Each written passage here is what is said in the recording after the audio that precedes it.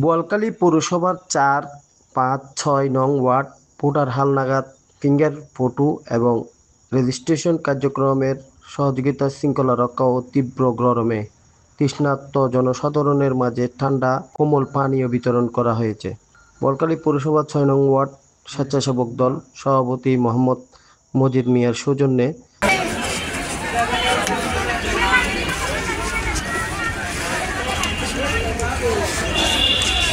সার্বিক সহযোগিতায় Sirajul Islam degree college